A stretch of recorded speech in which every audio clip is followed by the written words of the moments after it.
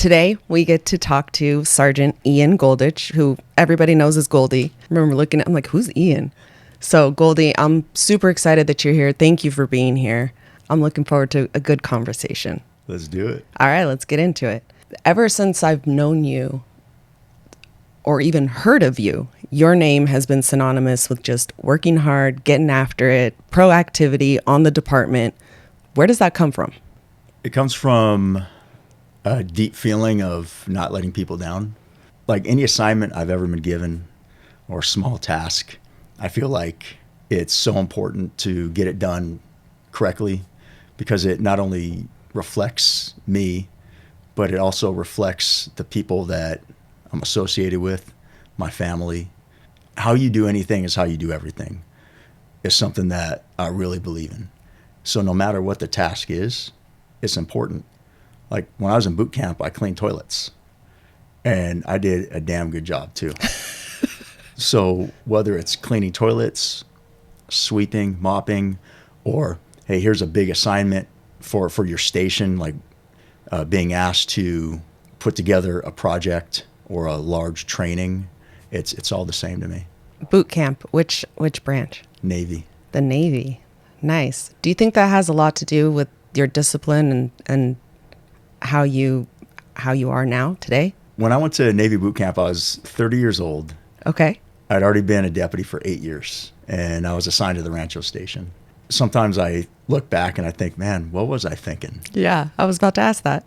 Because I took 5 months leave without pay to go halfway across the country to Great Lakes, Illinois.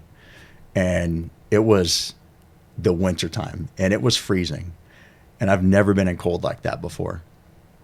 And going there was an experience that, yeah, it reshaped me in several ways.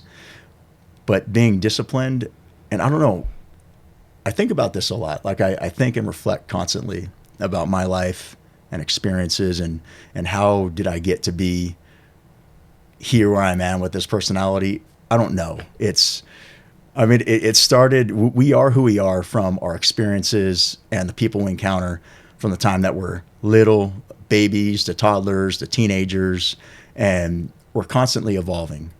The question, can people change? Absolutely, they can and they do. Yeah. Sometimes for the better and sometimes for the worse.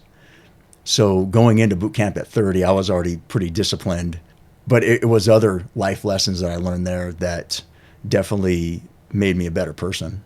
I have to ask, so at 30, what was the decision behind that? The decision was I had always wanted to go into the military. Okay. It was something from when I was a little kid I wanted to do, and I wanted to go into the Army after high school. But I also loved to play football. I wasn't great at football, but I liked to play. I don't believe that. And so I played football at Pacific High School in San Bernardino. Okay. And I went and I played 2 years at College of the Desert, Palm Desert. And I told myself, okay, I'm just going to do 2 years at College of the Desert, play football, and then I'm going to go into the military after that. But then life happens. Right. And life happening means a lot of different things to a lot of different people. And for me, what happened was I got a pretty severe neck injury playing football. And that changed the course of my life's plan. I ended up having neck surgery. I had my C6, C7 vertebrae fused together with cadaver bone. Oh. And sometimes I think maybe whoever's bone I got, I don't know, but maybe that had some influence on making me, I don't know. And from there, I healed up from my surgery. I ended up going to Chaffey College in Rancho Cucamonga. I saw they were hiring for police cadets. Okay. So there I am. I'm 19 years old, and I applied for police cadet. That was the start of my law enforcement journey, and that's kind of how I ended up going to law enforcement from there. So don't take this the wrong way, because this I think is a compliment. I've always known you to be somebody that pushes boundaries. And I don't mean that in a bad way. I mean that in like risk taking or pushing things to the max. Was law enforcement something you always thought of when you were younger, or was it in the back of your mind, or was it something else? It was something I always thought of, but it wasn't something I always wanted to go into. So growing up in the 80s, watching Rescue 911 and Cops and all those shows that were big back then. I'm like, man, you know, being a little kid and you see cops in real life and you're like, man, I would love to do that one day. But I wanted to play football is what I wanted to do when I was little. Going into this business really started to evolve and gain momentum when I was a cadet at Chaffey College, because there I got to encounter all these old retired cops who took on second careers as being these police officers at Chaffey College, and they had all these stories. Yeah. And these stories just like drew me in, and I'm like, I couldn't hear enough of them. Like, tell me more. Tell me more. Yeah. Tell me more about it. And they told me all the cool stuff, all the fun stuff, none of the other stuff. Right. None of the other things that you don't find out until you're in the middle of these things that are less sexy, less exciting. And but yeah, that's really what brought me into really wanting to go into this. So how old were you when you went to the academy? I was 22. I had just turned 22. So I went from Chaffey College to the probation department, where I was a probation corrections officer at Central Juvenile Hall, Gilbert Street, in 2002. And then back then, it used to take a long time to get hired. Yes. So I applied in January of 2002, got hired in December of 2002, and then started the academy January 2003. So you have been on more than 2 decades. Yep. And you're a sergeant now. Yep. And I think that I wouldn't say it's underrated, because I think a lot of people really know how much sergeants do, right? But I don't even remember my first captain, if I'm being honest. I remember my sergeants, my watch commanders, the people that when I was a brand new baby deputy, wide-eyed, right, are just giving you advice, telling you what to do, bringing the day-to-day. Explain to me a little bit about like that responsibility and how you approach it. I love being a sergeant, and it's an incredible honor to be in this position, and because it affords you the ability to lead and influence others. Yep. And what my goal always, before getting promoted to being a sergeant, was I always wanted to be the sergeant that I never had. Mm. And there was a lot of sergeants I had that were negatively impacted me, and other ones that positively impacted me. And they're both important. Yep. The notion of pushing aside or not taking in qualities that everybody has on both sides, you really miss out on a lot. So when you have your poor leaders, they still have some good qualities, or they have things that you tell yourself, I will never act like that or do that. Yes. Or treat people that way. Yes. And then you have the good ones who also have some poor qualities, because nobody's perfect. Right. And I think it's learning leadership it's like life. We're in a continuous FTO program that never stops. From the time that we're born, we're coming into contact with different people. We're getting new and different information, and we get to pick and choose what we want to keep and what we don't want to keep. And being a sergeant, I'm the culmination, the way that I lead and the way that I want to influence people of many different leaders that I've had thus far. And my goal is to make sure that people feel loved and appreciated and valued, and to build people up, because I've seen enough where you have people in leadership roles. And I say leadership roles because they're not leaders. Yeah. Just because you make a rank of something doesn't mean you're a leader. Right. You can have someone who is at the lowest level, and I'm not even talking about sworn personnel. Right. They can be at the lowest level of any job description, leading people, because they have that influence over people, and they make people feel wanted. And that is my goal in this position, is to reach out to people, let them know that they are appreciated, the work that they do, no matter how big or how small. Yeah. And to keep them engaged, because people don't leave organizations, they leave leadership. Ooh. Yeah. And that is why it's so important. And it's a never ending cycle of learning and experimenting. And I say experimenting because everybody that we encounter, every person is different. Yeah. They come from different families, neighborhoods, backgrounds, cultures. They have different values. And it's important that we reach out to them. We learn about them, who they are, and what's important to them, because different things are important to different people. And once you can learn about the people that you work with, you know how to reach them. And I believe that when we have people that, we say, okay, well, they just shut down. They don't care. They're disgruntled. They're salty. Not, yeah. It's that's all of our faults. It's because we made them feel that way. We did that. And we can undo that also, but it just takes love. Yeah. And something that I think leaders forget about is that when they were deputies, when they were lower level ranking people, you feel it. You know, and you feel who appreciates you, who loves you, who cares about you, and who doesn't. And now you promote up to a higher position, and the people below you that are in that spot where you were 15 or 20 years ago, they feel it. They know, are you selfish or are you selfless? Would you be willing to do the things that you're tasking me to do? Come in on holidays, days off, going to community functions.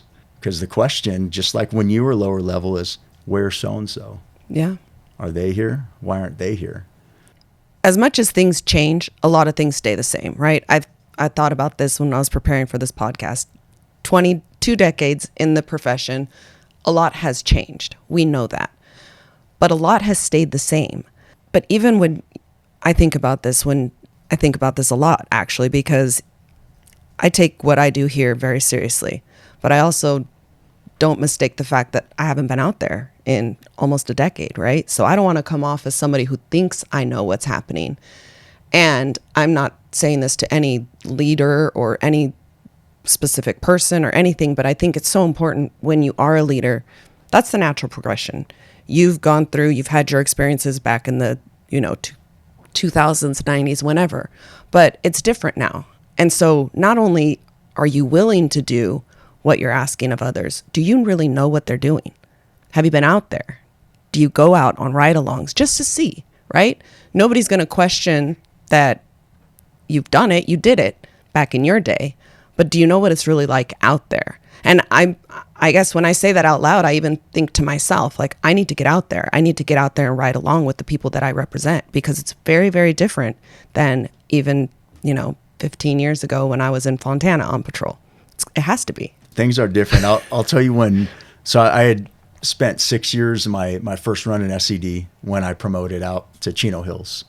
And being off patrol for 6 years is like, that's a lifetime. Yeah.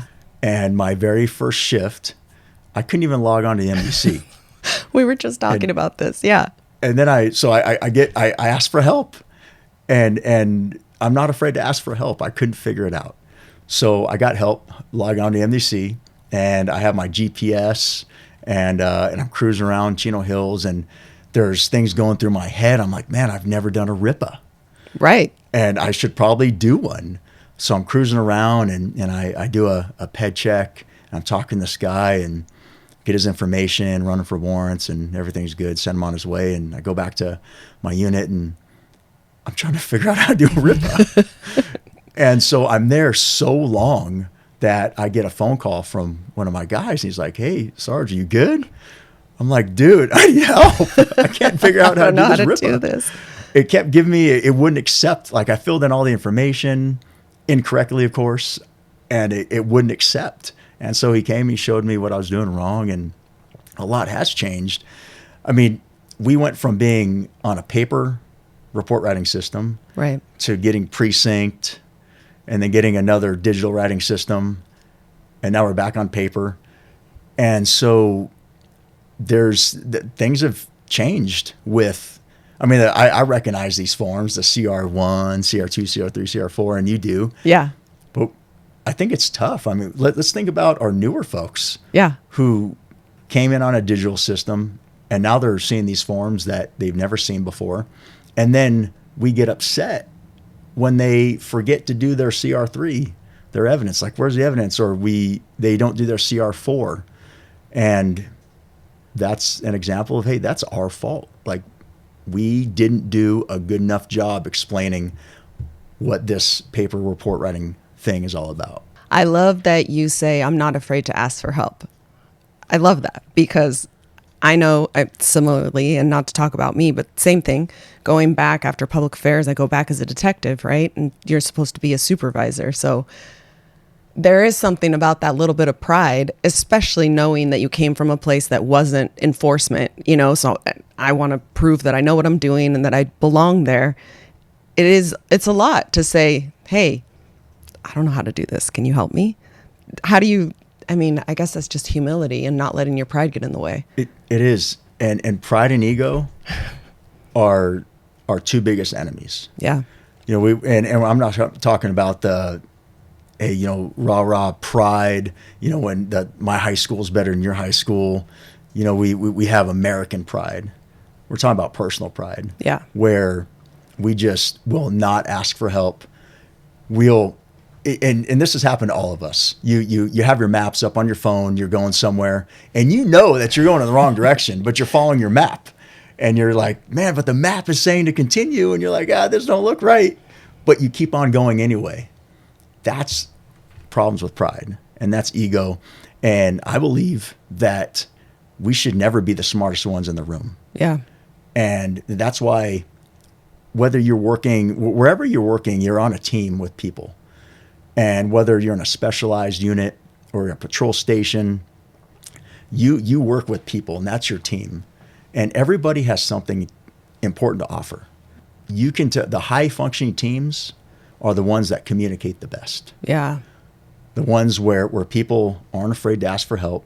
They're not afraid. They're the person in charge, whatever their rank is, isn't, I'm in charge. This is how we're going to do it. They ask questions, and they allow other people to step up, and they give them an opportunity to be in the light if it's one of those situations, maybe to give a briefing or to give a presentation. Collectively, by ourselves, we know very little. But collectively, we put our heads together, we know a lot. And that's why the power of diversified teams. Yeah. Diversified teams meaning different people from different backgrounds, different neighborhoods, cultures, coming together because we all think differently. Part of being on a high-functioning team is recognizing when groupthink appears. Yeah. Because groupthink is always present. Because we work together, we get close, and we spend more time together at work than we do at home with our loved ones, with our friends. We spend more time together. And that's what makes us more of a family. Sometimes, and in families, there's pride. Like you hear of stories where brothers haven't talked for 20 years, or kids don't talk to their parents. And why? Over pride. Take it back to the office. It's hard to drop the ego sometimes.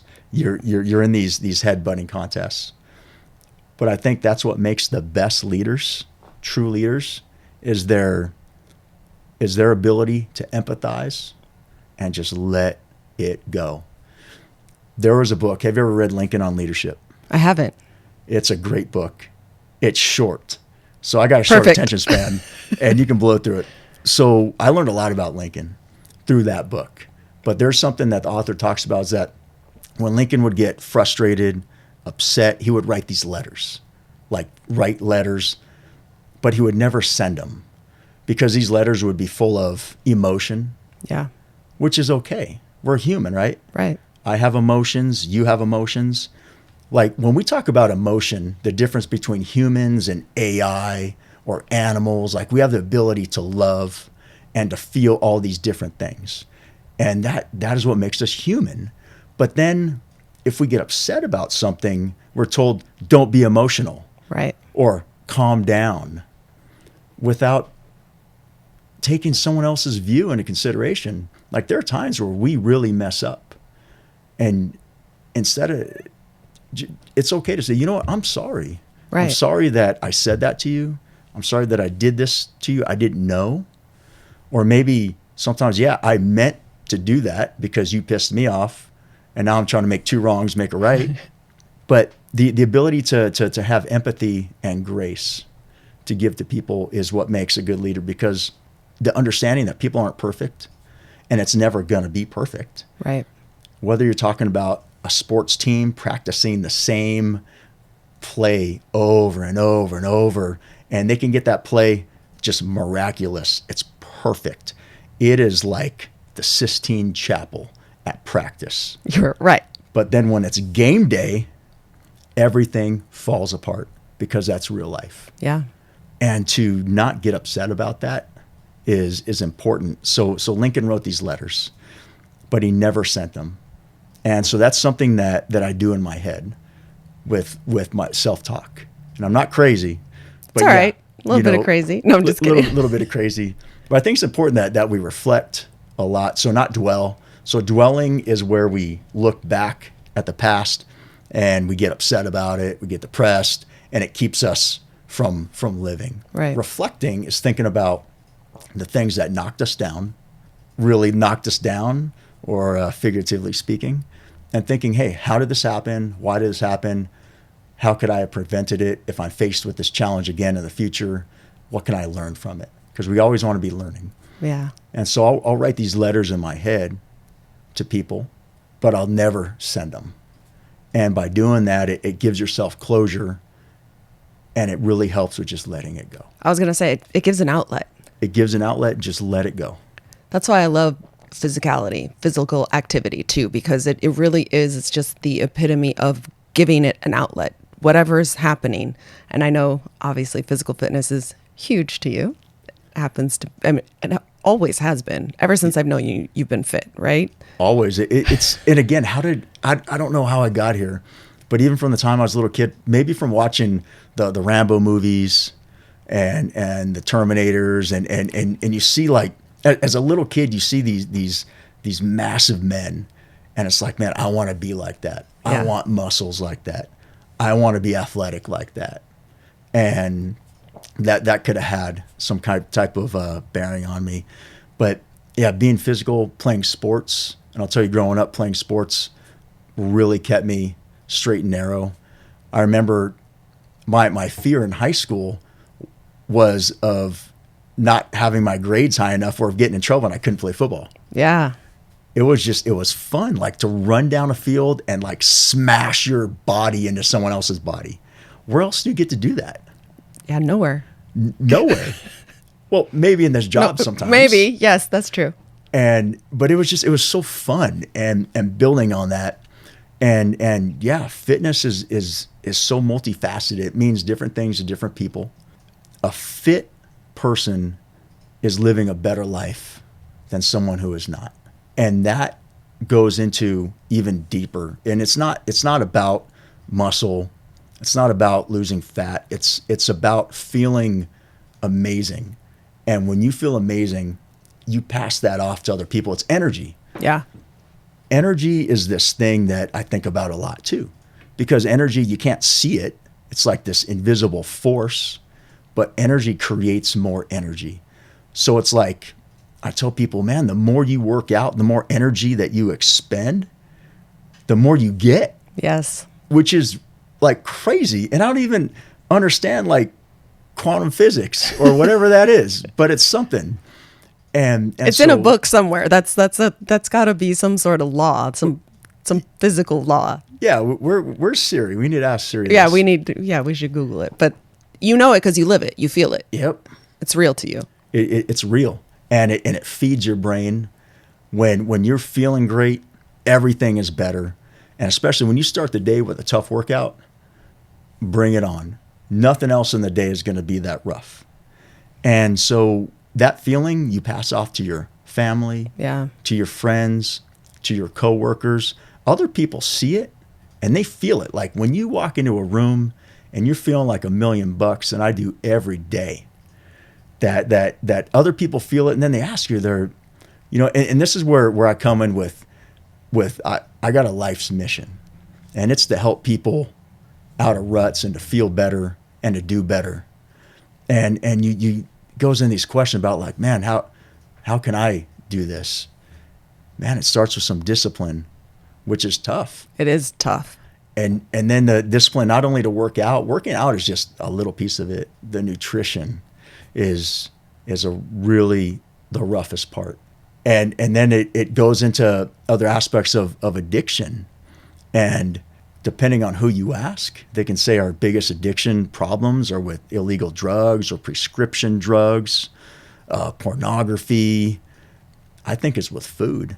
I think this is true because I keep myself on a calorie deficit. That means that I eat the lower recommended amount of calories for myself. So about 1,600. You eat 1,600 calories? Yes. Wow. And calories, and I don't know how deep you want to get into it. Not all calories are created equal. Yes. Calories go into your macronutrients, so your proteins, your carbs, your fats, and it's different numbers of protein being my highest macro that I consume with the calories. There are times where I'll walk by like Cinnabon. So you walk by and you smell the sugar, the butter. Yes. Right? Yes. Okay. And just by me saying Cinnabon and talking about, right, like the yes, aroma. it's like it wafts around you and just calls you in. And it'll make your mouth water. Yeah. We're addicted to these foods, to the sweet, the cinnamon, the sugar, that frosting topping. And that's what makes it so hard. Like it starts calling to you. But then that's where the discipline comes in and said, I'm not going to have one. Or you can work that into your macros. It's not about, you don't have to live this dull life of not enjoying these foods. Like you can have it, but that's going to consume like maybe a third of your macros for the day, depending on how big of a piece you have. So it's a discipline of giving and taking, but staying within your calories for the day. And that's rough. And that's what a lot of people have the problems with. And then it goes into, what am I supposed to do when I go out with my friends? Right. Right? They want to drink. They want to get wings and pizza bread and all these foods. Like, what am I supposed to do? Garlic knots and mozzarella sticks. Right. Oh, garlic knots. Sorry, I could go on and on because I think now that you mention it, I probably am addicted to food. Yeah, exactly. We all are. We all are. And it's something like, hey, I recognize it. It's like we're having an AA meeting right now. Yeah. I'm gonna start, hey, my name's I need Goldie, a coin. and I have a problem. Yes. And you identify the problem, which helps you attack it. Hey, go out with your friends, like have a great time. But if you have a problem with drinking, and that's a whole nother thing, then don't even have one drink. And this is how I think about my calories. So if I'm gonna have 1,600 in a day, and if I'm gonna go out, like I know I'm going to go out that night, I'll just have maybe 800. And then I'm always in a fast. And then I'll have the other 800 when I'm out. But 800 goes quick though. It goes quick, but it stops there. So you got to pick and choose wisely. Am I going to have the spinach cheese dip? Because that is so loaded with fat. Yeah. Like there goes my 800 calories. Yeah. Or maybe I could have like the ahi nachos, remove some of the chips out of there because they're deep fried, and I can have more of the ahi fish. Like it's picking and choosing, but you have to be committed. And commitment is really where the success comes in. Are you committed to this or not? Because we're all committed to something. Yeah. You're either going to be committed to getting yourself healthy, or you're going to be committed to hanging out with your friends and drinking and not doing what you should be doing. You're either committed to sitting on the couch and staying home and not working out, sleeping in, or you're committed to being a little uncomfortable, waking up a little bit earlier. And it's hard getting out of bed, like especially when it's cold and it's winter right now. Yeah. Getting out of bed earlier than you have to. These are things that you don't have to do, and you're doing them to improve yourself.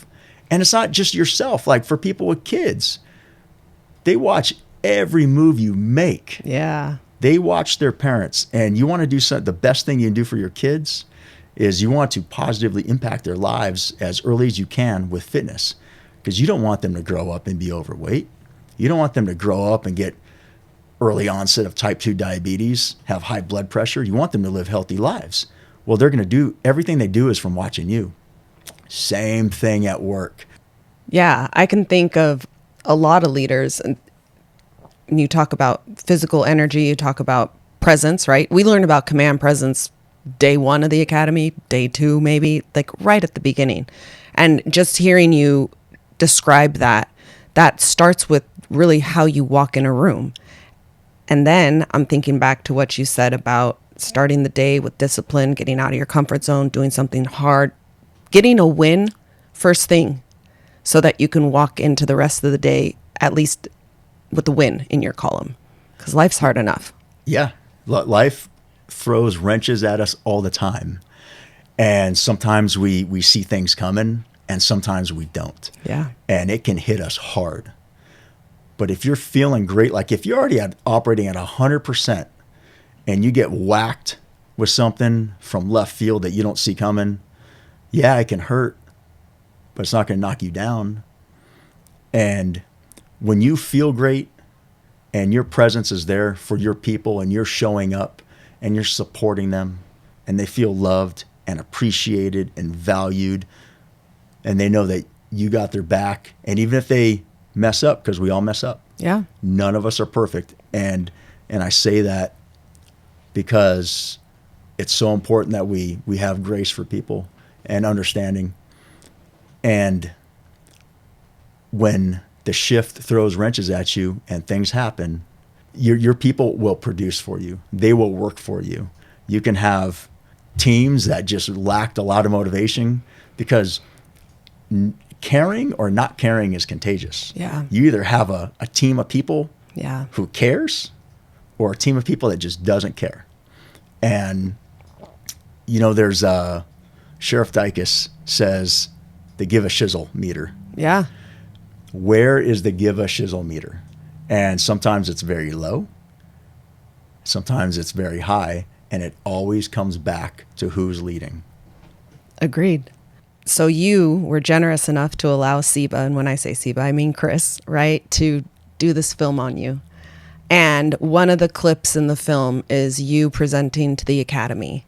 And you're talking about it's okay to fail, which is hard, because when you're in a uniform and people are looking to you for all the answers and you're there on people's worst days and you're there to fix, it's hard to allow yourself that opportunity to fail. And not that anybody's trying to, right? It's just that whole giving yourself grace and understanding that life is dynamic and not perfect. But how do you create a culture as a leader, as a sergeant, where your deputies will perform to their greatest, but when they mess up, they feel either comfortable coming to you or comfortable failing forward?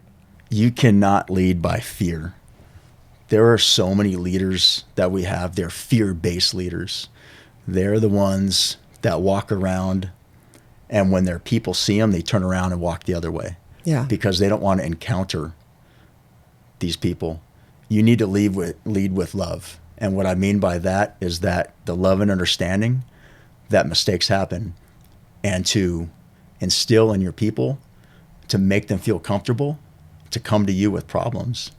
Because fear-based leaders don't get a whole lot of problems because people are afraid to go to them. Yeah. They're afraid to say, hey, this happened.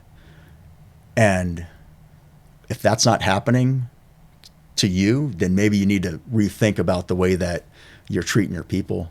To instill an atmosphere, an environment in the office where no matter what happens, it's like kids coming to parents. Parents want their kids to bring their problems to them, to help them, not necessarily always to solve the problem, but to help them learn from it, no matter what the problem is. Like if a kid sneaks the car out and scratches the car, backs into something, that the parent would hope, or let's say if a kid is out and they have some drinks, yeah, the parent would want the kid to call for a ride Yes. instead of driving Yes. drunk. That's the same kind of environment that we want at work, that we want to create. And with fear-based leaders, I often think to myself, man, if this is how you treat your people at work, like, how do you treat your family? How are you treating your wife, your kids, your dog? I believe that the way that you treat your loved ones at home should be the same way that you treat your people at work. Everything is fixable. And that's my attitude. We're in the business where bad things happen. It's quite literally the foundation of why we exist. Bad things happen and then we respond, right? And we have perception reaction times, and sometimes just not a whole lot of time to make the best decisions possible. And those are the times where we really need to really embrace those mistakes. And by our leaders, by me telling my people, hey, it's all right. We're going to get through this together. This has happened to me before, and now it's happening to you. And let's learn from this so it doesn't happen again. I'm one of the most imperfect people that you'll ever meet, that I'll ever meet. And by not feeling like I'm perfect, I don't believe it. And I tell other people that, then it opens the door. It invites people to share and say, you know what? I'm not perfect either. Well, now maybe we can come together and learn from this and be better from it. You made the example of teenagers, and I guess I'm just sitting here because I have 2 teenagers at home, and yeah, the struggle is real, right? And I don't just mean it in parenting, but it's universal, like what you said. But I'm thinking about whether it's teenagers, whether it's deputies, whether it's your other family members, the biggest thing that I see when people will come to you, it's one thing to say, oh yeah, I'd rather you, using your example, I'd rather you call me, than drive, and please do, and all that stuff. But if that person on the receiving end doesn't trust you to then actually be a help, now of course you still have to be the authority figure, and there might be consequences that come from that, but there has to be an inherent trust. It goes beyond, I think, in my estimation, it goes beyond words. You have to show that. You have to build that trust every single day with actions. And I hear that a lot from you. Give me some examples of maybe how you build that trust with your team. Trust and loyalty is the foundation for a team and for a family. If you can't trust each other, and when it comes to trust, it can be big things, it can be little things. It's like, hey, I'm trusting that you're going to have your equipment ready to go tomorrow. Yeah. Hey, I'm trusting that when we enter this building, you're going to be watching my back when I turn corners, and when you turn the other way, I'll be watching your back.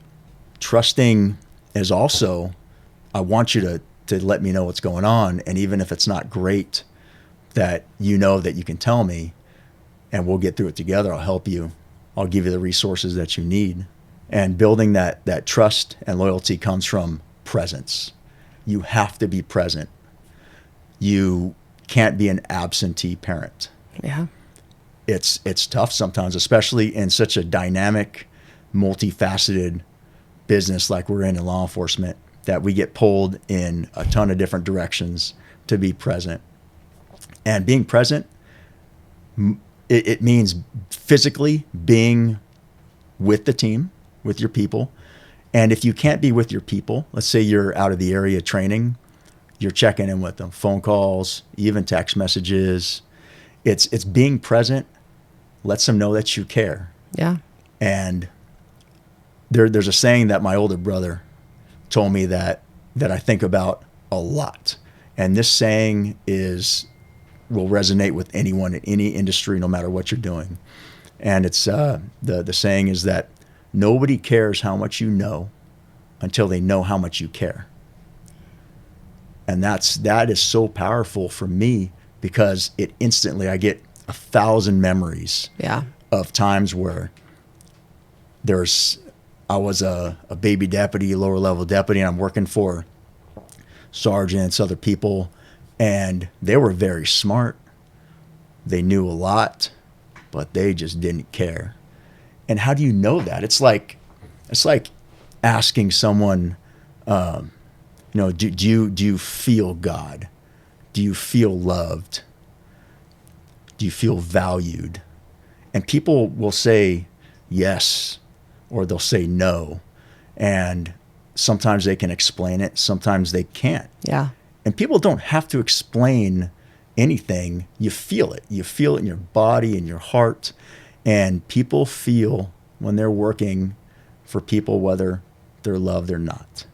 And with your fear-based leaders, their people will do what they're told to do, because we're a paramilitary organization. We have to rank and structure, and you tell me to do something that's within policy, within the law, and it's business, I'll do it. But I might not do it with full effort. Yeah. I might not give it my all. I'll get it done. And that is how the system is, with love and loyalty and trust. Loyalty is everything, and it comes from being present. And the loyalty builds, people build their agency within themselves. And that means that they will go the extra mile, the extra effort. They will do so much for their leadership. Yeah. Without their leadership ever even knowing about it. I mean, it can be where they can be asked to just go do something little. But then when they get to that little task, there's 20 things that don't have to be done, but they do it anyway. Yeah. Without being asked, without any direction, they just do it. Like the water dispenser, like when they go to get water and, the water is empty, they're either going to just walk away and leave it and have someone else do it. Yeah. Or they'll change out the water. You know, on top of the 5 gallon, right? Yeah. Or they get to the Keurig machine and they see that it's empty and they just refill it. They see that the carousel little things are empty and they just refill it. They notice that the toilet paper is out and they either replace it themselves or they go find the janitor who has the key to the closet and let them know. And you want to build that agency. And that comes from the trust and the loyalty, the foundation, which is put together in the environment from the leader. I love that you talk about even the simplest things, right? Because it's, as you're saying these things, they sound like they're petty examples. It's kind of like the whole putting back the shopping cart thing, right?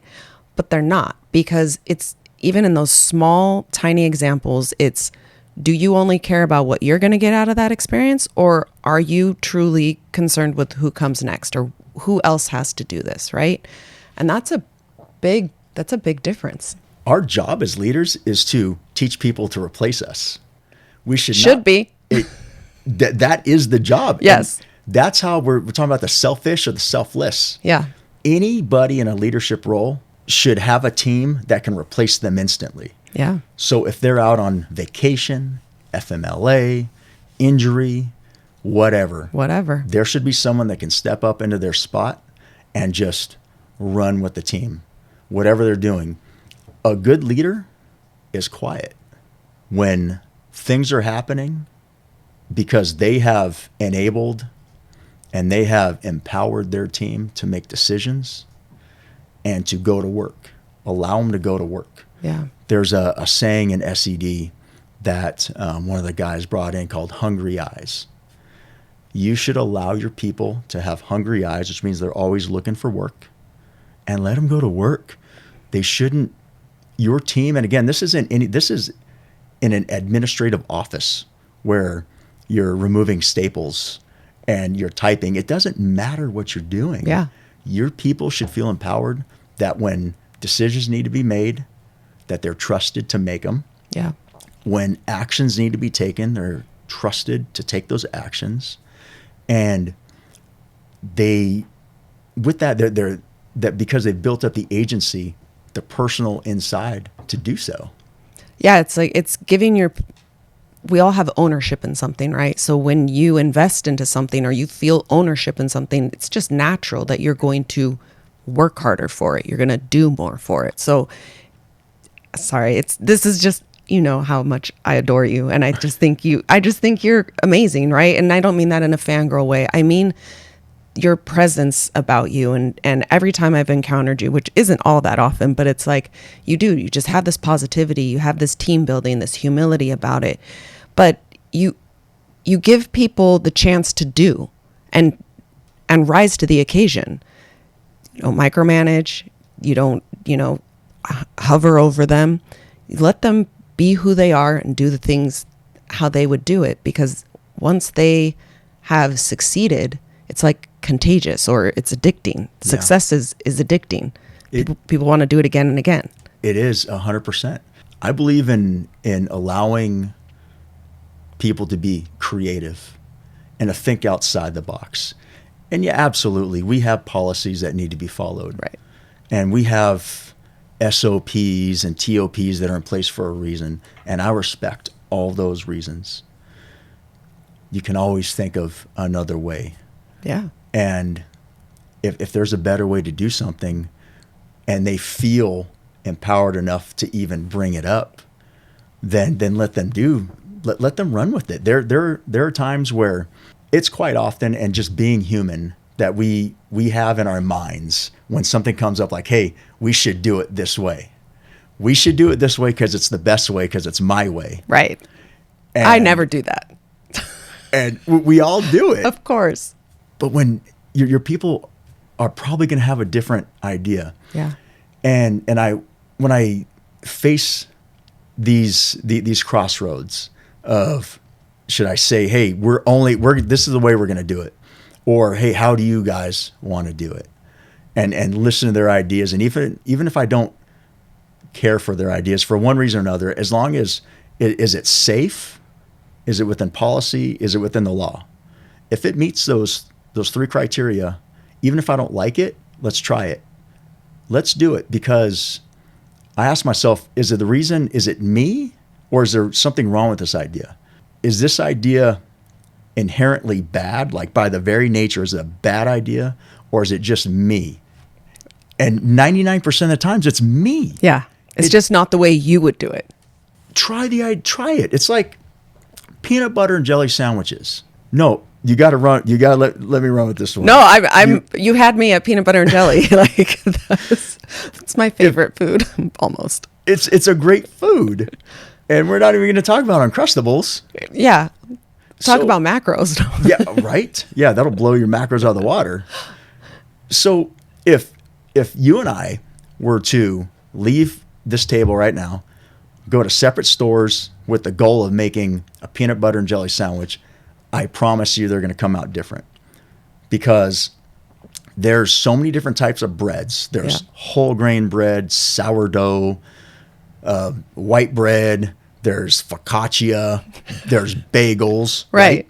So you might pick like an everything bagel, and I might pick like sourdough, or vice versa, or whatever. And then you have creamy peanut butter, you have natural, you got to stir in the oil. Yeah, yeah. You have tons of different types of jellies. Crunchy. Yep, with the crunchies. Yeah. Jellies, jams, marmalades. Right. Or maybe you want cream cheese. You ever had a cream cheese and peanut butter sandwich? I have not. Yeah.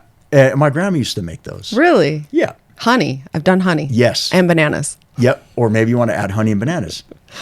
And the thing is that everybody's going to make a different type of peanut butter and jelly sandwich, because it's what we know. It's what we grew up. Maybe our grandparents or our parents made it for us that way. But the fact is that they're all good. It's all a peanut butter and jelly sandwich. And even though if it comes out, it's made differently, it comes out different. Maybe your slice with the peanut butter you put on top of the jelly, but I put my jelly on top of the peanut butter. It doesn't matter. Does it get the job done? Yeah.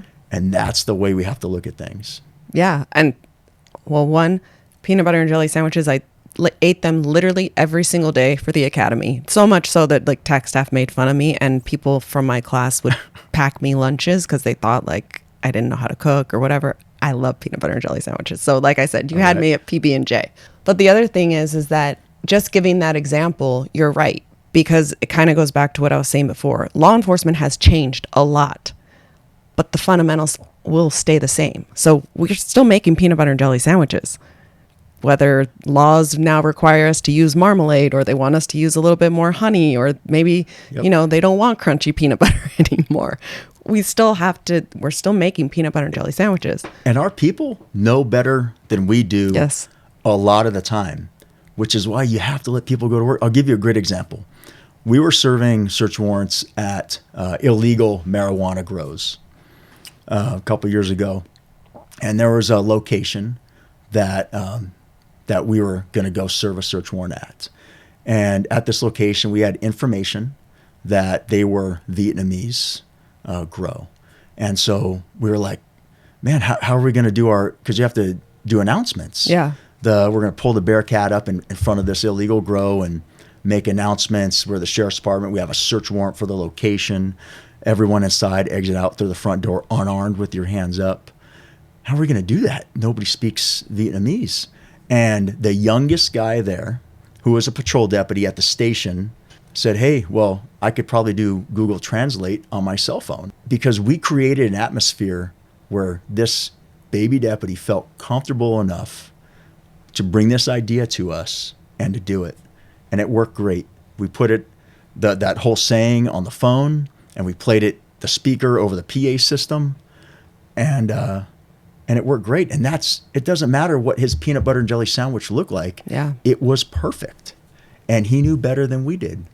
You have to trust people, and we have to know and get rid of this notion of like time on, where you have, just because you're a 20-year deputy or detective or sergeant, whatever, doesn't mean that you know everything and you're all great and powerful, because there's probably a 1-year deputy who knows better than you in a particular situation. Yeah. And we have to create these environments where they feel safe enough to speak up. The phrase we hate, and I love it because there's a lot of really good leaders that are saying this now too. It's like, we cannot keep saying that's the way we've always done things. There's something to be said about tradition, of course, and building on foundations of success, sure. But that whole well, why do you do things this way? Well, that's the way we've always done them. Or, hey, can we do this way? No, that's the way we've always done them. That's like, at least here at SEBA, we just really try to not have that kind of mind, that kind of thinking, because we want to, and it's different, right? But you keep saying office versus, it's relevant everywhere. Yeah. Like here, of course, we want to think of new and better ways to represent our people, to communicate with them, right? To have them trust us. We're their union. How do we instill that trust in people? It's presence, all the same things. So these are just universal. I was thinking about how you were saying that leadership is collective, and instilling in, we keep calling them baby deps, but more inexperienced deputies, people that don't have as much time on, but they have been. I always think about this too, because I call them kids because I'm old now, and to me they feel like kids because that means I'm old, and I'm older than you. Yeah, and I have a child who is older than some of our deputies. So, but then I think, am I saying kid? I mean it lovingly, but could it sound like I'm being dismissive of them? Because I know you're a full adult. You have been tasked with a job that allows you to take people's freedom, use deadly force only when necessary. But these are huge responsibilities, right? So even sometimes I try to check myself and say, I say it lovingly, baby deputies and kids and stuff, but truly these are adults with great ideas, their own leadership, their own background, right? But instilling in them the confidence to be able to bring forth ideas and really shape the future, like you said, to replace the leaders. That really is the idea. You should always be replaceable. Our mindset of succession planning can never be ending. It's got to be infinite. Yeah. Which means that there is no ending to it, because time passes by so fast. I mean, look at us now. And sometimes I think back, I'm like, man, where did the time go? I think we all do that. Yeah. At some point in time. And it's important. 2001 seems like it was just yesterday. Like when somebody says something in the 2000s, I'm like, oh yeah, that 2000s, it's new. And then my daughter goes, Mom, that was 20 years ago. No, it happens. And because of that, because time will pass no matter what. Yeah. We have to constantly be thinking about the up-and-comers, the newer deputies who are going to replace us. And that's important, because all of us are replaceable, and that's not a bad thing. It's not a bad thing.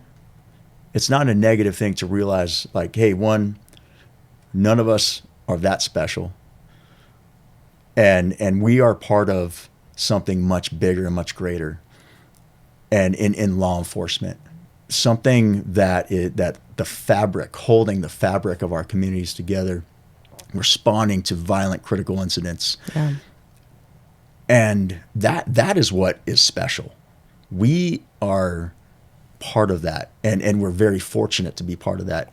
And because our time here isn't forever, because there's no forever, it's important that we put in a lot of time and effort into our newer people coming up to teach them, because it's like, I relate the department and law enforcement to families so much, to our own families, because I don't see any difference. Yeah. The way that we treat our loved ones at home should be the way that we treat our people at work. Because just like with your kids, you want your kids to be successful and to live amazing lives and to continue on. And that's what we should want, the same thing with our up-and-comers. Even, and I'm talking about the deputies who are fresh out of the academy. Yeah. I'm talking about the DSTs that are in the academy. And I'm talking about the people that aren't even hired yet. We need to be thinking about them. Yeah. And they're in middle school right now. They're in high school. They're in college. Maybe even the ones that aren't even born yet, that are going to be sitting in our seats 40 years from now. Because this thing, this law enforcement, this machine that we're a part of is so important. It plays such a magnificent role in our society and our country, keeping us together. It's that important that we put effort into them to take our spots. And that's why we should never hoard information. We should never be the type of person who knows how to do a lot, but is afraid, they're fearful. Something inside them prevents them from sharing, because they think they might get replaced, which they are, because we all will be replaced. Right. We have to be giving and to prepare them to take our spots, just like you want your kids to be prepared to take your spot. So you've said giving, you've said love a lot, you've said empathy, and I just love that you use these words, because you're an imposing figure, right? Law enforcement, it always has that, I shouldn't say always, maybe not from the people who actually do it, but maybe from an outside perspective is just this kind of like buttoned up, closed off, very authoritative. But you have continuously used these words that are the opposite of that. Tell me why that's important, or maybe what, if that is the perception from the outside, why it's incorrect about this profession and the people who do it. Being a cop it's an honor of a lifetime to be in this profession and to do what we do. I found myself, as time went on, feeling really unfulfilled, because we respond to these emergencies. We respond to people having the worst days of their lives. Yeah. Whether family members have been killed, murdered, their house is burnt down, kids are missing, their bank account has been cleaned out by fraud, someone is using their name in another state, and just, it's the worst days that they're having. And or someone is chasing them, and we help, and so we get there and we help right then and there with the problem. But there are so many people and so many problems, we don't get the follow through. Yeah. Like, you respond to call, to call, to call, to call, and before you know it, in your 12-hour shift, you've been to countless emergencies, you've encountered countless people having the worst days of their lives, and you've helped fix whatever was going on right then and there. Yeah. And then what? Right. And then what? Think about like a leaky faucet. We are plumbers that respond to a leaky faucet, and we fix it for the day. But then the next day it starts leaking again. Yeah. And sometimes we go back to the same houses and we're dealing with the same problems. Yes. And we tell them, do this to fix your leaky faucet, and they don't, or we fix it for them. yeah, And then what? Like it just, and we know that it's going to keep leaking because there's only so much we can do right then and there. Yeah. And that point in time, because we have to go to the next call. Yeah. Or, it's just, we don't have the time. That's not the way the system is designed, where we can have deputies stay at the house for days and days and days Right. and weeks and months. Well, we're also responding once it's broken down, or once something has already happened. So all the years and months and weeks prior, we have no effect on either. We only get there at a certain point in time, which is hard too when you're expected to solve a problem that's maybe grown for 15 years or even 5 weeks or whatever it is. And I just feeling really unfulfilled, like I wasn't doing enough. And again, how do we become who we are? I don't know, but I've always had this inner calling to do more. And it goes back to not, my fear is of letting people down, of wanting to do more, but feeling like I couldn't do more. And that's where fitness, I thought, well, hey, maybe I can use this fitness thing to reach deeper into people's lives. Yeah. Because something that we know to be true is that thousands and tens of thousands of police calls that we've been on. And you think about the amount of problematic people, families that are having whatever issues are going on. Yeah. None of them are having a great day, and most of them are living pretty unhealthy lives. And when you are working out and eating healthy, and your body is producing these chemicals inside that make you feel great, and when you feel great, you start to do great. Yeah. People that are working out and eating healthy, for the most part, aren't doing drugs. For the most part, aren't living unhealthy lives. There's a lot of other things that encompasses a lot. Whatever an unhealthy life is, I think we can all picture something different. Right. They're living good lives, and it passes off to, if it's parents, to their kids, because if the parents are eating healthy, then the kids are probably eating healthy. Yeah.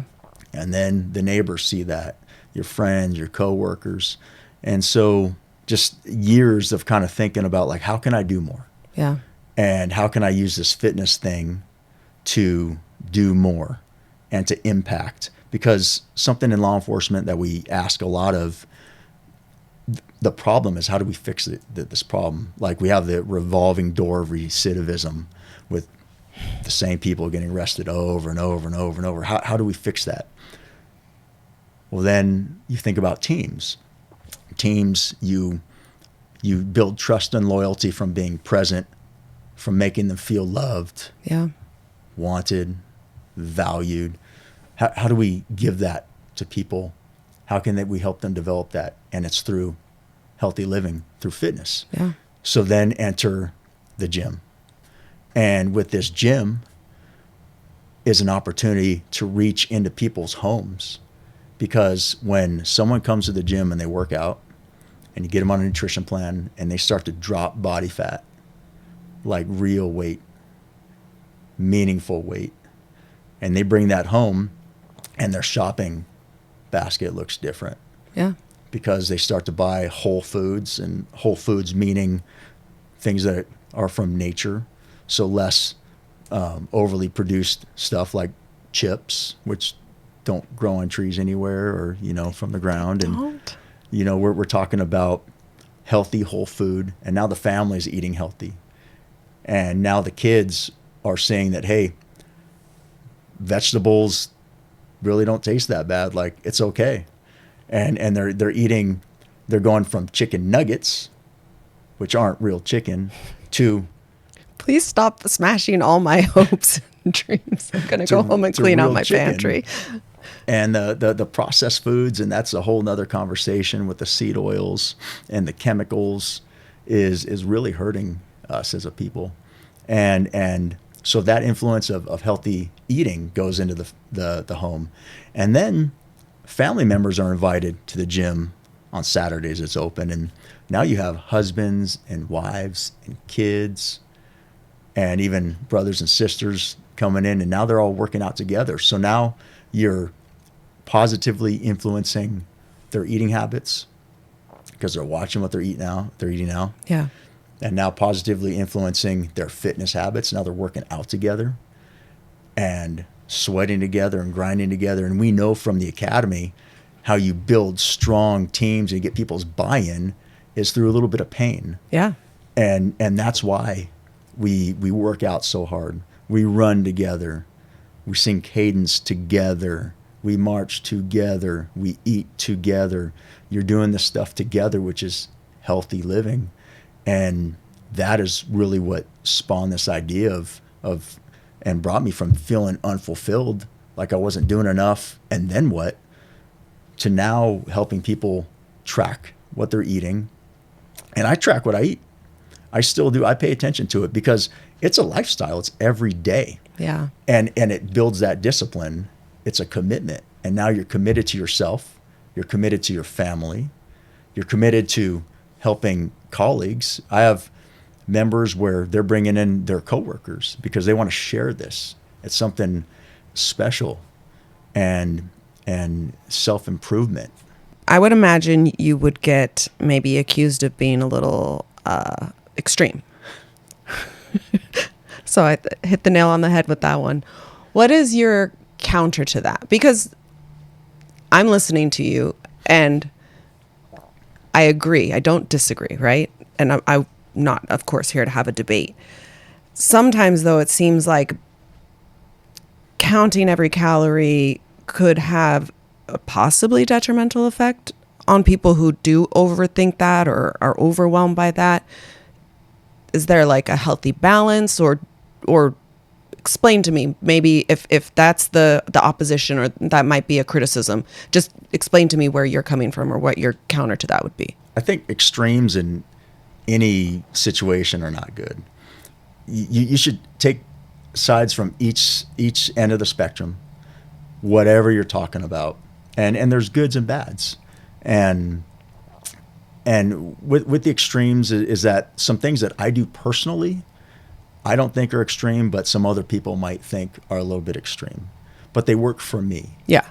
And when developing a fitness program or a nutritional plan for someone, I think it's really important to use the crawl, walk, run method. And what that method means is that you start out really slow and simple, not overly complicated, because you want somebody to buy in on it.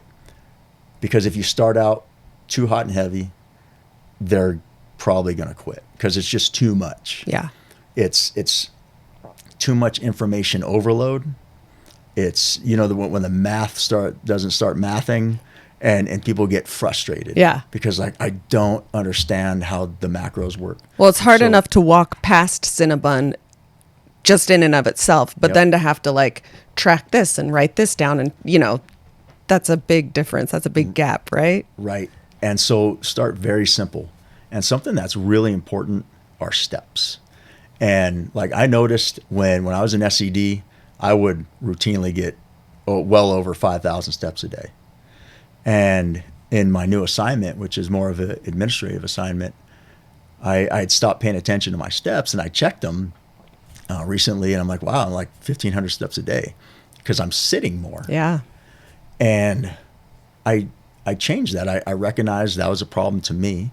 And so now I wake up even earlier than normal and I go and I walk for an hour. And by the time I'm done with my workout early in the morning, I already have about 7,000 steps. And so that's how I fix that problem.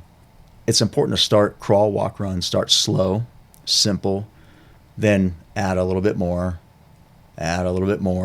until you can start to eyeball your food. Like I could look at a piece of steak or chicken, and I know, because I do 12 ounces of protein for my big meal. I know pretty much what 12 ounces look like. And then 8 ounces of red potato, or maybe 1 cup of rice. It depends on what I'm doing for my carb. I can kind of eyeball it. Yeah. But I like to make my own food because I know what's in there.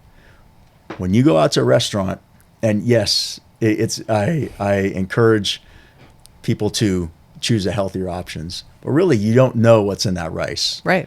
I know that I use coconut oil in my rice.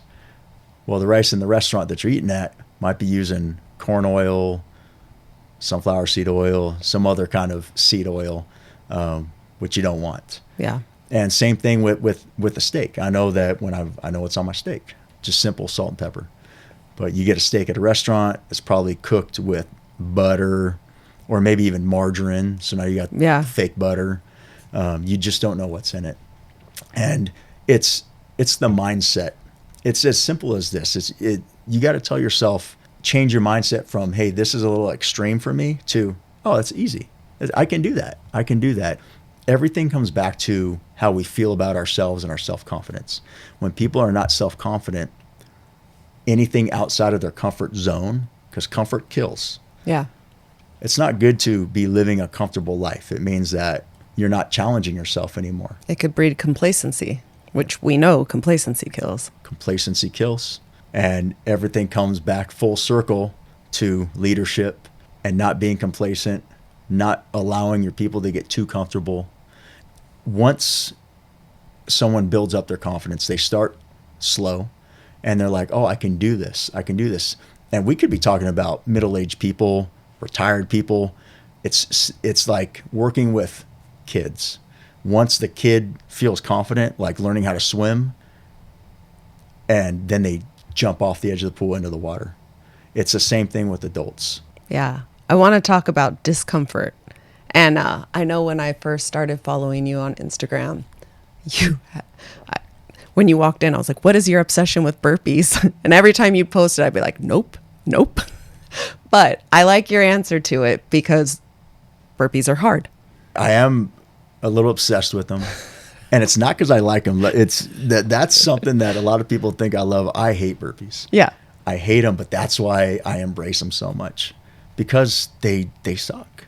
Yeah. And I don't like doing them any more than anyone else. But they're uncomfortable. They're hard. They're tedious. It gets boring doing them on the minute, every minute. There's so many other things I'd rather be doing. But it's that mindset. Like the physicality of doing a burpee is easy. It's getting over myself in my head to just get through it. And that is life. When we hit obstacles, roadblocks, we have to, we're either going to get through it or we're not. And if you can get through a savage set of burpees or any workout, or get through any type of being uncomfortable, and it's something different for everybody, get over ourselves, because it's ourselves. Everything is our pride, our ego, our own problems. Get over yourself. And when we can learn how to do that, no matter what we face, it's applesauce. It's nothing. Do you ever listen to the Huberman Lab, that podcast? Have you ever heard it? Okay, so he's I know who Huberman is. I don't listen to this. Yeah, so he's like a neuroscientist, right? So he's super, super brainiac smart, but he's also very physically fit. And so I love his podcast because it combines the two things, like really nerdy things and like very physical things. The whole point was he did a podcast once. There's actual studies that show that doing things you don't like is a benefit to building perseverance, discipline, character, which seems like common sense, right? But I like the fact that people actually studied it and put it on paper and actually measured, real measurements, because we can say mantras all day, right? And then there's the hard physical evidence that it just shows. So like, burpees, I don't like running. There's a lot of things that, I'm just sitting here thinking like, man, because life gets busy, right? Yep. And again, I don't want to make it about myself, but I'm sitting here like, yeah, I've been in a rut. I haven't been in the gym as much. And I keep telling myself it's because I don't have time, or I have this, or the kids are, in sports, and I got to stay hydrated, and I got to go to work, and I got to do all these things. But I used to get up every morning at 5 a.m. and go to the gym and get that win in the W column first. And there was very little you could do or say to tell me not to do it, even if I went to bed late that night, right? So again, not that it's about me, but I'm listening to you and I'm like, yeah, when you say you have no energy, probably the best thing to do to get more energy is to go work out, instead of saying like, I'm too tired to work out. Whatever people need to push themselves, and motivation comes and goes. because it's not every day that, I mean, I don't wake up every day just like, feeling 100%. Right. But I do feel 100% when I'm done with my workout. And that's just years of discipline. I don't think motivation has anything to do with it, but whatever people need to push themselves. And I think it's okay to feed off your own fears, because we all have them. Fears, whatever they are. And something that feeds me sometimes is I have a fear of letting people down. Yeah. And I also have a fear of falling behind, like physically. And yeah, I'm getting older now. I mean, we all do. Everybody ages. But I never want to be last place. And that fear drives me to stay in shape, like to get that workout. It's what pushes me on vacation to get up early, wherever I'm at in the world, and go get my workout. Yeah. And to not overly indulge, because indulgence is comfort. It's drinking too much. It's eating too much of an amazing food. Like, have a taste of it. Get a small plate, but that's it. Yeah. Like that's it. Yeah. Have that discipline. Enjoy yourself, but whatever you need to feed your inside, to push you, grab it, and let that fuel you. And it can be fear or regret, or you've been let down, or anything that can just propel you. Use it. Yeah. To get out of bed, get your workout, and move on. I know when I was on patrol or in uniform, right? Especially being a woman, but I'm sure this holds true for everybody, but I never wanted to be the one that couldn't like drag my partner from something, or, and I'm a woman. I'm not huge stature or whatever, but when push comes to shove, I wanted to instill that trust in my partners, that they knew that I was there, right? So that's a lot. I think it's important to not just do it for yourself, although it's super important, but in this profession, it is really important to not let your partners down, to not let yourself down. If you've made a commitment to yourself to be, let's say, the commitment to work out, like we promise ourselves, or we say, I'm going to do this, this, this, and this. Well, when you don't do that, you're really just not completing a commitment to yourself. It's like you'll commit to other people or to a job, or you'll commit to PTA president or coaching baseball, but this commitment to yourself and to being a better person, that has to rise to a level of priority too. Just by keeping yourself in shape, we call it lifetime fitness. Yep. We talk about it in the academy, and then we graduate and it fades away. And I think it's selfish of those of us that let ourselves go, because our partners know, maybe secretly, it'll never be said because we don't want to hurt feelings. But hey, if I went down and had to get like taken off the X and moved to behind cover, that my partner here couldn't do that. Keeping yourself in shape it's about yourself, but it's also about other people. Yeah. By living a healthier life, by keeping yourself strong, you're committing yourself to other people versus just yourself. And it's a nonstop, never-ending lifestyle of being selfless. Let's say somebody's heard this podcast and hopefully they go watch the film that was made as well, which was so cool. And thank you and Liz for allowing SEBA to come in and tell your story. It's really cool. Let's say they're listening, they see the film.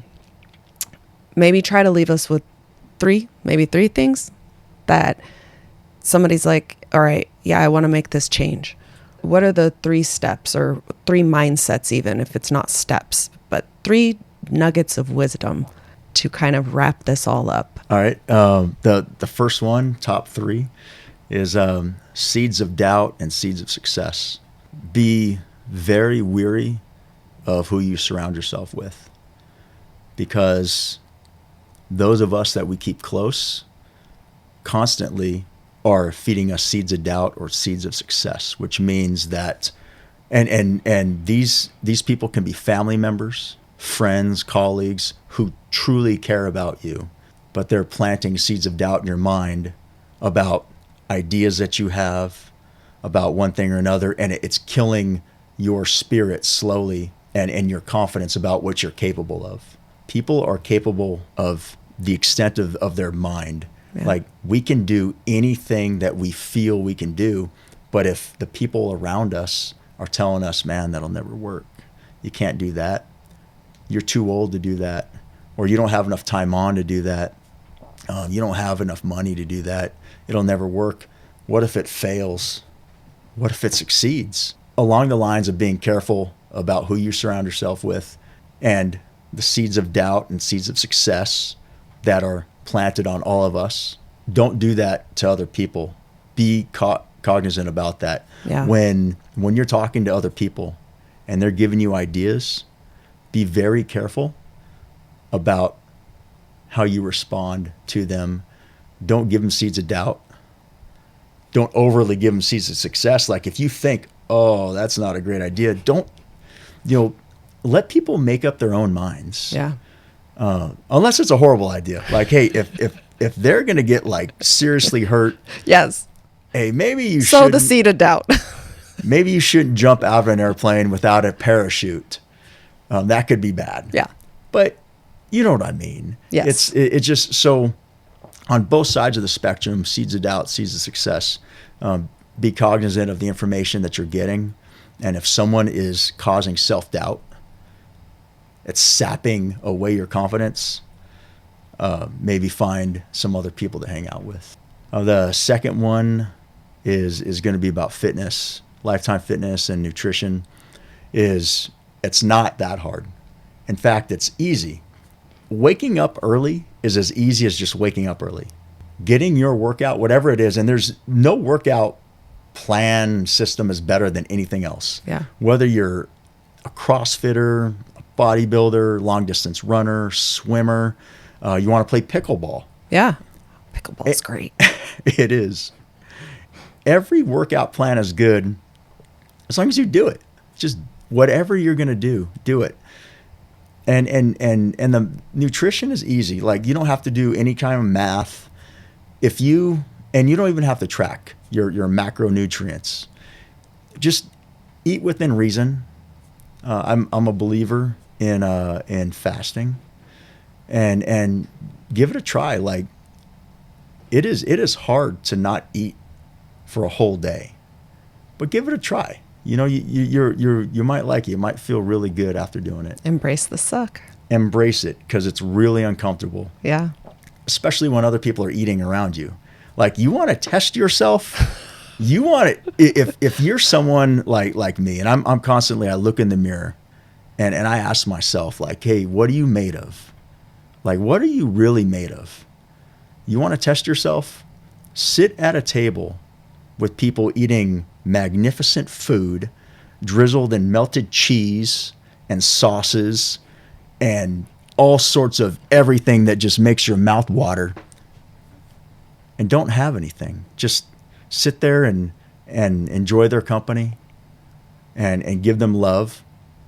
Don't be upset because you're not eating, and just have some water. Like, you want to see what you're made of? That is, sit at a table with people eating. Yeah, that's a tough one. That would definitely get you out of your comfort zone. And the third and final one is don't be afraid to be the leader within you, the leader that you want to be. People are either going to love you or they're going to hate you. And the hate comes from different things. Maybe they're jealous of you. Yeah. Because they want to have some qualities. They want to share those qualities, but their ego and their pride won't let them. Be the leader that you want to be. Treat people right, and have grace. Be forgiving. Make sure that whoever you're with, and you can be a low-ranking person, high-ranking person. It doesn't matter. Leadership doesn't have a rank. Yeah. You can have people with rank who are not leaders, and people only do what they're told by them because they have to. Leadership is the person that builds trust and loyalty and camaraderie and makes everyone know that no matter what happens, everything's going to be okay. And when bad things happen, which they do all the time in this business, that's why we're here, and the dust settles and the fog clears, they know that you're going to be there with them.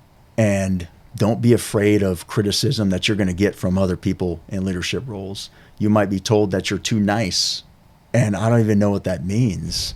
You know, or can you be too nice to your wife, to your kids? It's important that you follow your heart, and you lead in the way that you think is best.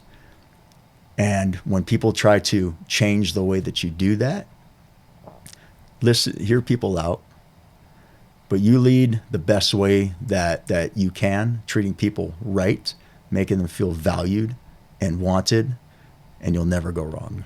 Yeah, and it goes back to, I think, you know, how you started saying you're going to learn from the good and the bad. And it's a process. It's constantly evolving, constantly. Well, I have enjoyed this tremendously. I'm going to go home. I'm going to clean out my pantries. I'm going to set my alarm for 5 a.m. again. But seriously, for those who aren't lucky enough to work with you or who might be listening to this, let us know where we can find you. Fit Body Boot Camp in Redlands? Yep, Redlands Fit Body Boot Camp. Also on my Instagram, Goldie Actual, and try to make some videos on there to help motivate some people. And you can hit me up, send me a DM if you want to get started on a fitness program or nutrition. I'll help you, even if I don't know you. Thank you so much. I really enjoyed this, and I was looking forward to it too. So thank you to you and Chris and SEBA for this opportunity.